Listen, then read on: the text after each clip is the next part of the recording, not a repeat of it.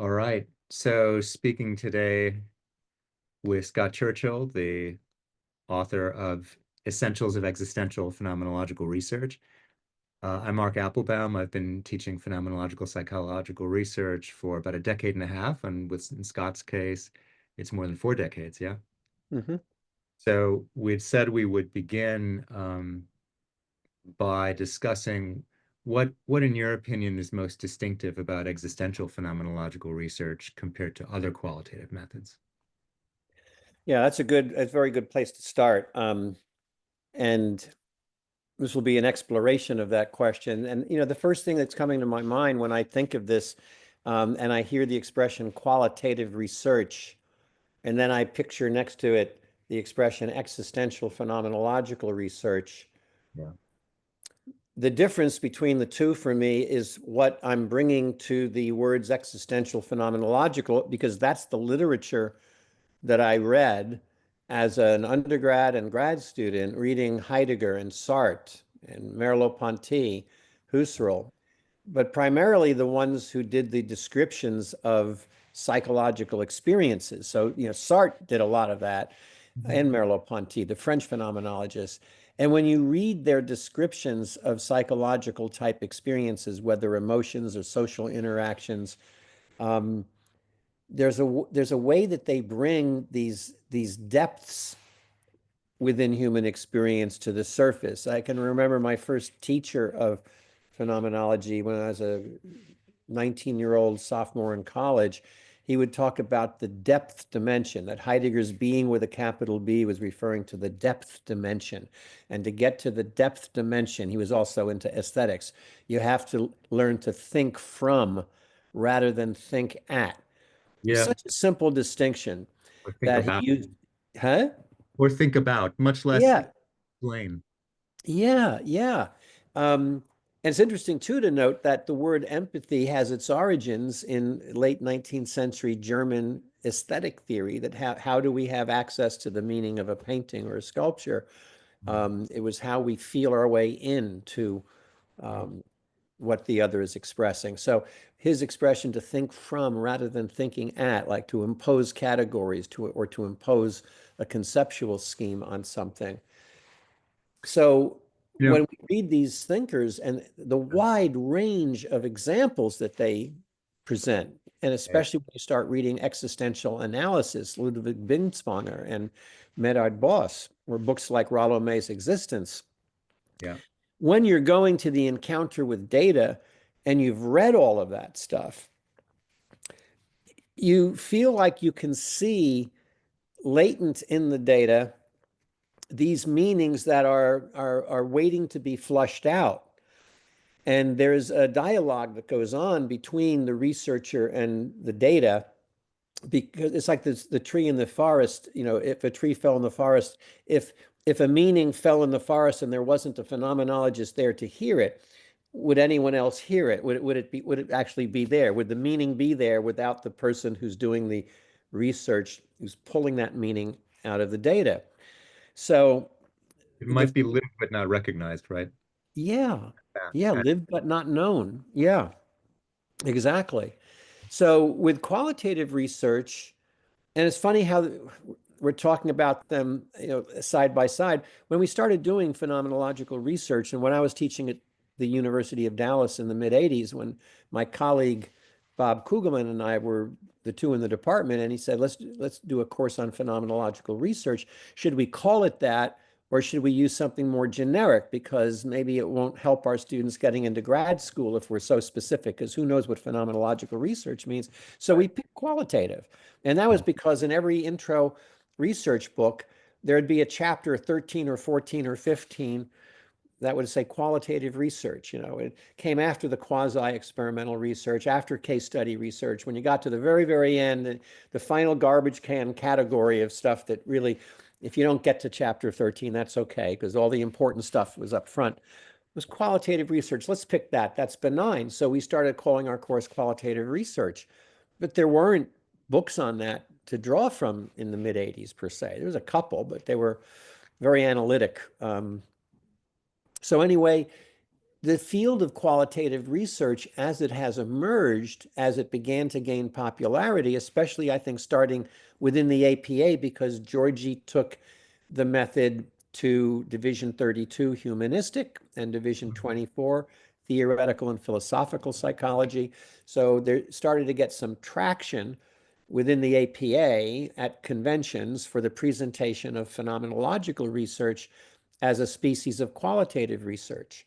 Right. And then eventually people from other universities teaching master's students, doctoral students, wanted to incorporate some of these things, and they were calling it qualitative methods. And they kind of emerged in the context of, well, let's collect descriptions from people and let's figure out what to do with those descriptions. And quite often, there was two things that would happen. People would summarize what was already there. Yeah. And that's what the more naive you go to the encounter with the data, which is ironically what Georgie wants you to be, a naive, having bracketed any or all preconceptions. Uh-huh. I mean, at that point, what are we, a blank slate? What's left in us to interact with the data to find meaning? But in trying to bracket everything and be present to the data, the Yeah. question is, how do we still find our way into it to pull something insightful out of it, so that when you show it to your mentor or show it to your classmates or to your students, they go, wow, yeah, I can see that in there. And it's exciting to have this birth of meaning happen Yeah. when you kind of make it past the surface level of the data. But people who aren't trained, or I shouldn't even say trained, but people who have not been exposed to the primary source literature of existentialism, of phenomenology, I, I I wonder what their framework of understanding is and Yeah. what categories. Yeah. This is so important, I think, because in a way, I think one has to be immersed first in that whole, at least for myself, that was my experience, to be really fully immersed in looking at the world that way in order to then drop preconceptions. So I think, Right. right, it's not like, and that's why to me it's never been the ideal to literally be a blank, come with a blank slate.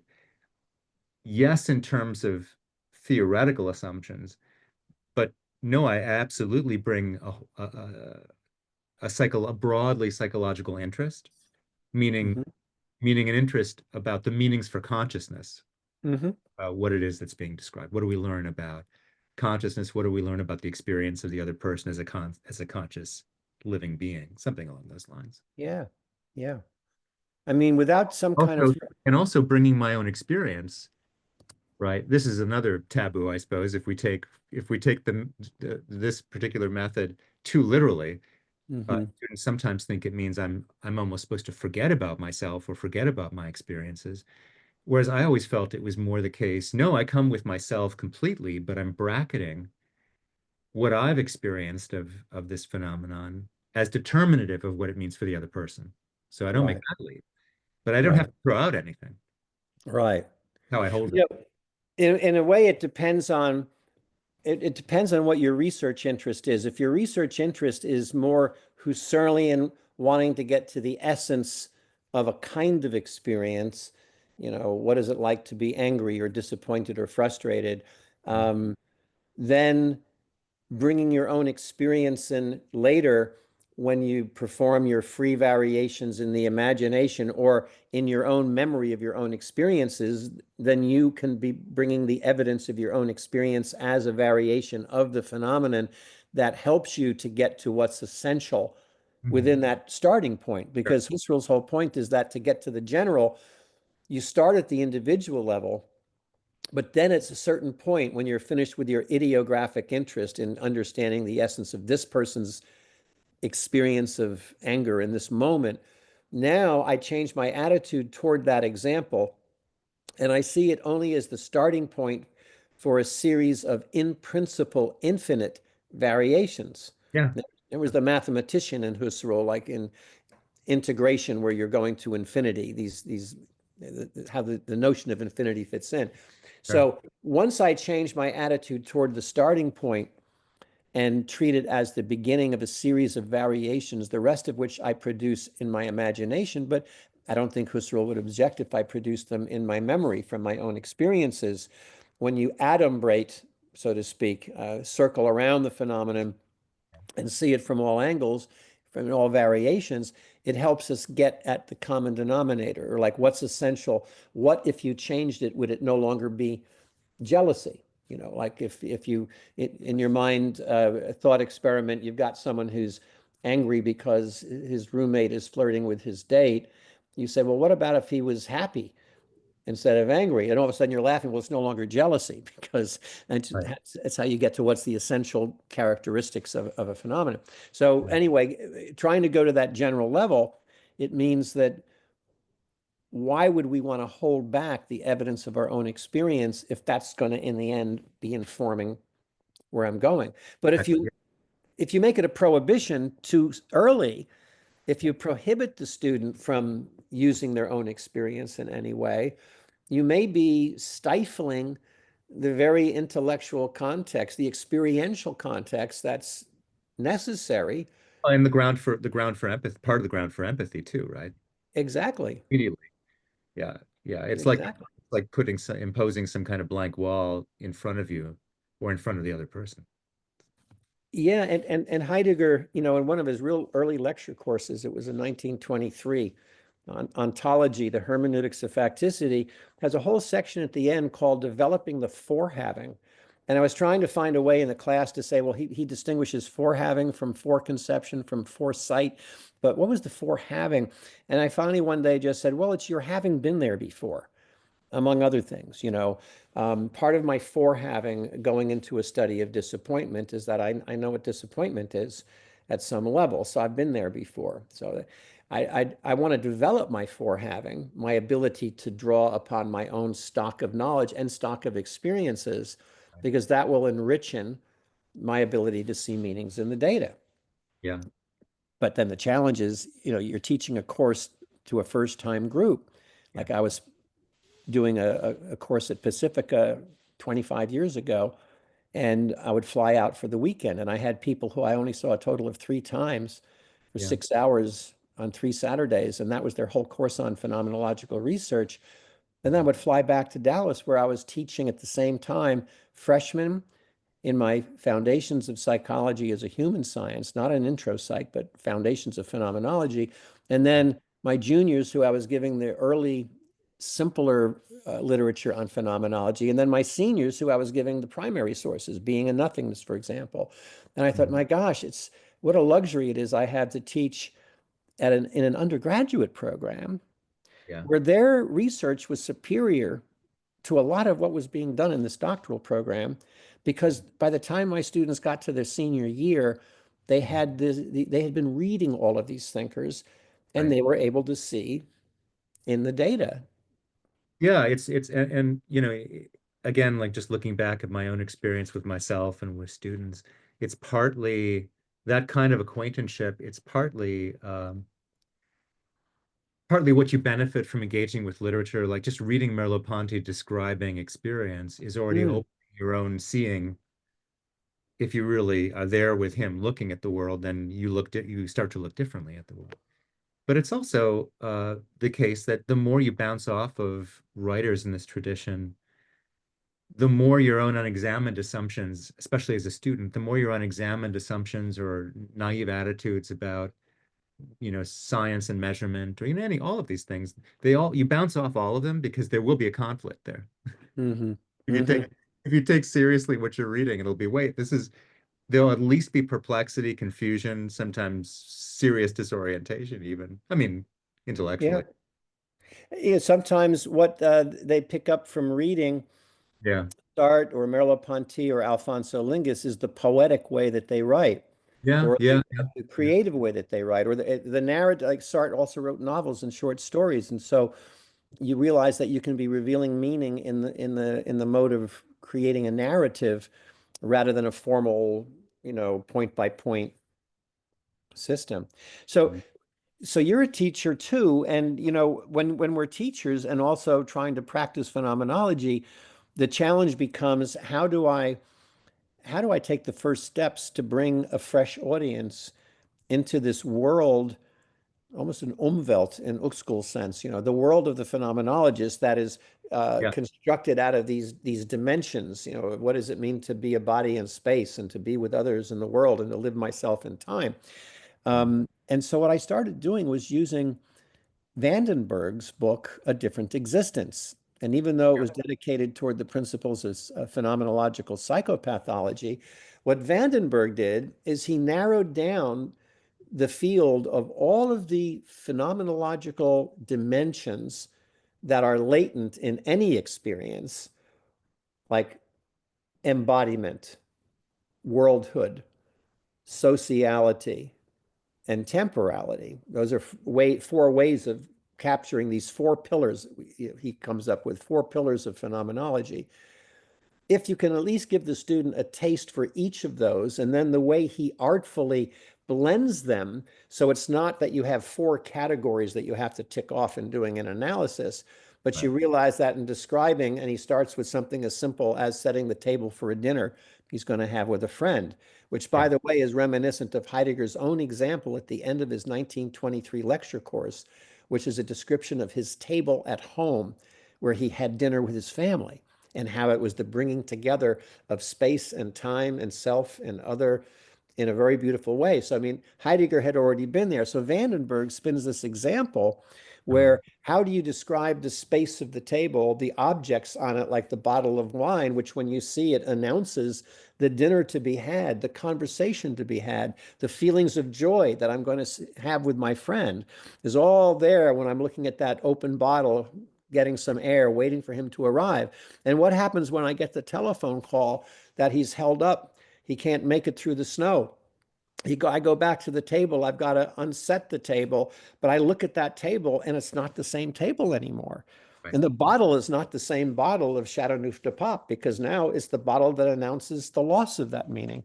One of the uh one of the parts of your book that I have returned to the most often with students, because I use it as the main textbook for phenomenological psychology, is the in order to intentionality, Mm, which is really what you're describing right now.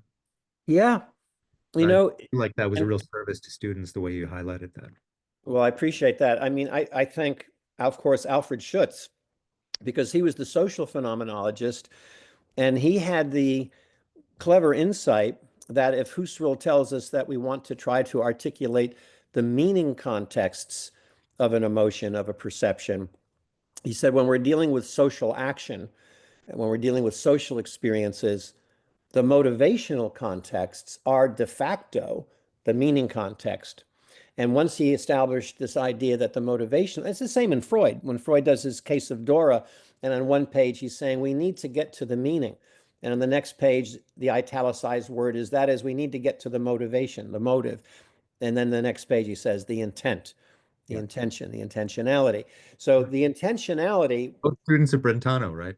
Sure. yeah, exactly. Freud and Husserl both studying with Franz Brentano, the Austrian philosopher who described consciousness as intentional, a concept that he took from medieval philosophy originally. But man, where Freud and Husserl went with it Yeah. in each of their first magnum opus, which for Freud was what the interpretation of dreams in 1900, and for Husserl, the logical investigations. It was a little bit drier reading, but they both were heralding the 20th century where intentionality would be the principle to guide the human sciences instead of causality.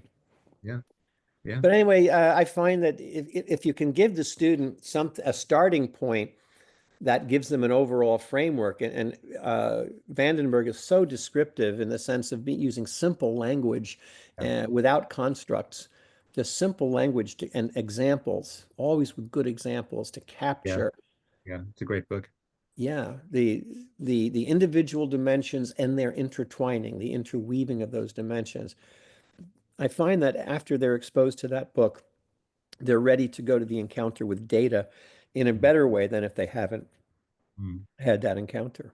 So, yeah. So what did we start with? The students, how do we Well, prepare originally, our, I think we took a turn from what's most distinct about existential phenomenology compared to other qualitative. I think we're Mhm. still with the distinctiveness and how do you introduce people to the distinctiveness, and we let the comparative part go for now, which is fine because Yeah. this introductory piece is so important.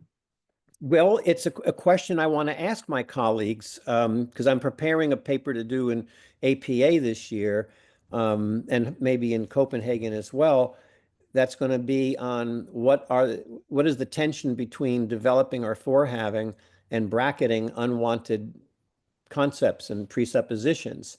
Um, how do you have it both ways? How do you keep something on the table that's going to inform your research, but not Yeah. keep everything on the table, those unwanted prejudices and biases? Yeah.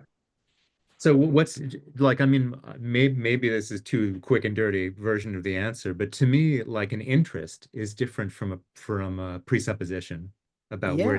where it's going to go. That would be like the quick and dirty way I would try to. And it's not so dirty because Husserl himself talks about the fulfillment of a perceptual interest, Yeah. that the fulfillment of that is the meaning that we glean from, like we go to a painting to go to the encounter to experience something from it.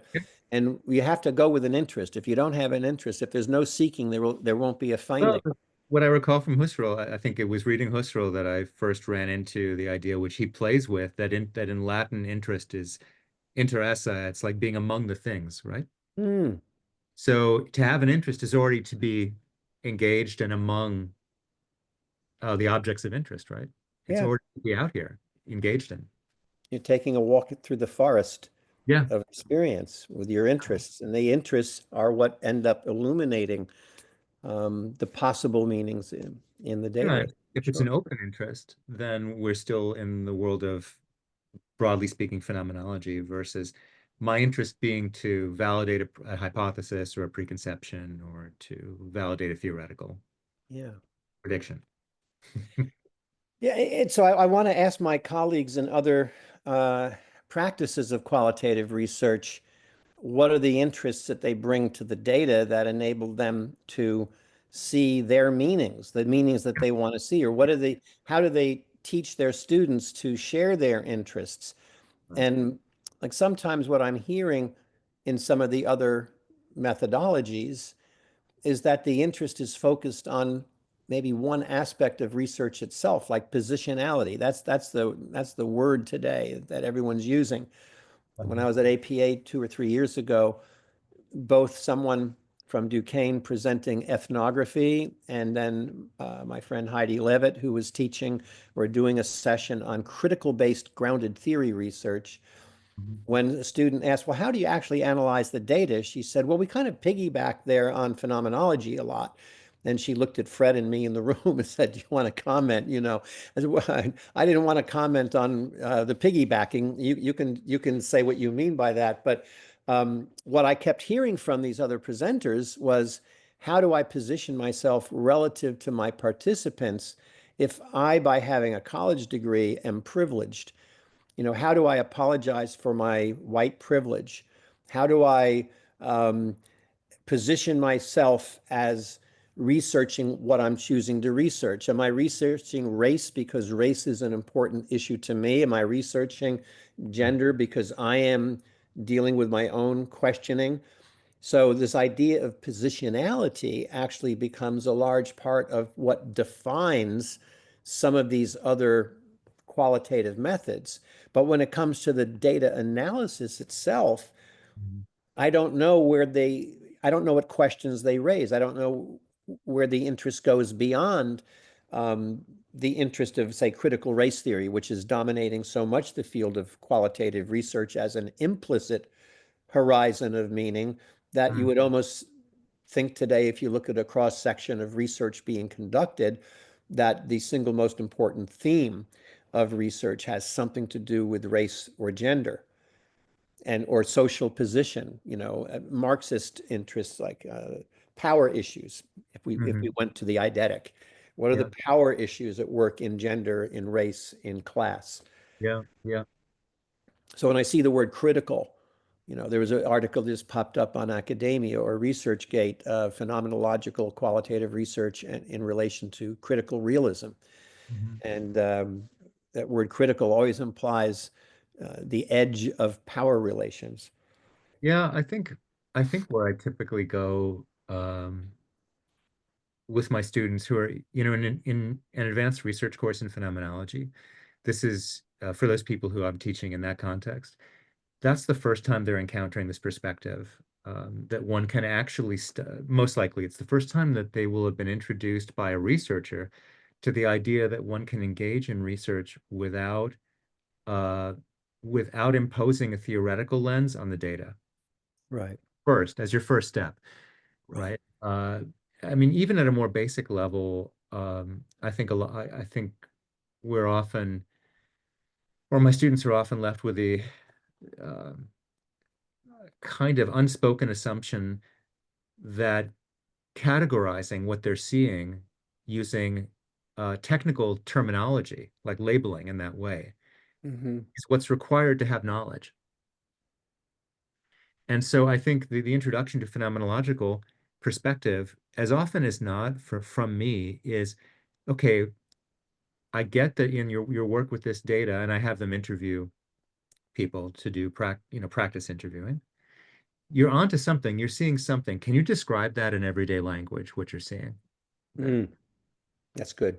Right. Because this is Yeah. already a stretch away from, because the tendency is to try to find some theoretical term uh, in order to see more precisely, but it sort of can do the opposite, of course, too, right?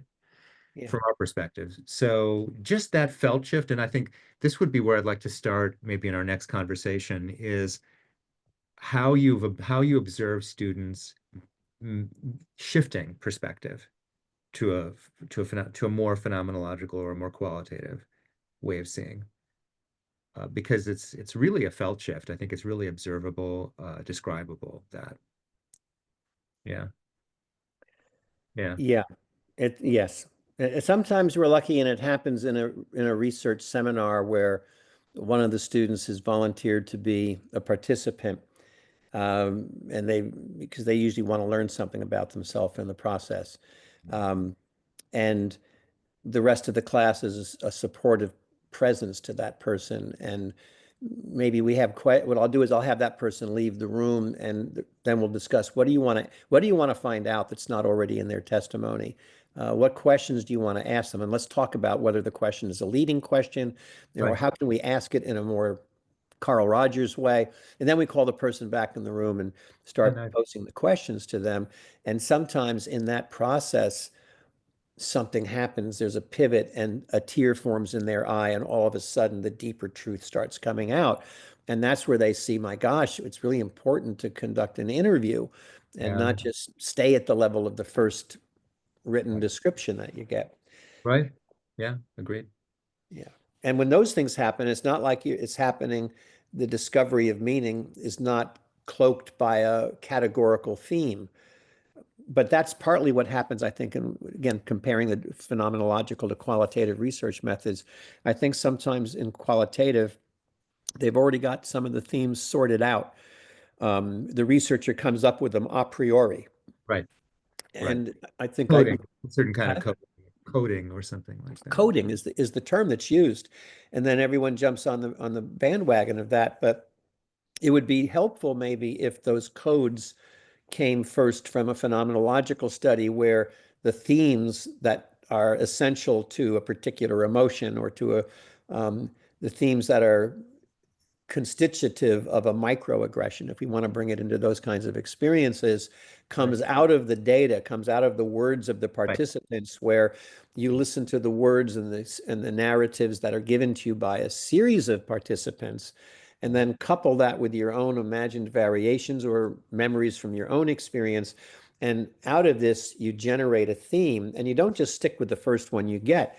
I remember in my first years at Duquesne, when we were doing research for Paul Calesi, my roommates and I would spend hours trying to nitpicking over the words that we use. Like before we named the theme under which we were going to cluster Uh, different examples, Yeah. Was that theme the best way to capture what we're going for? So we were very reflexively critical Sure. about that.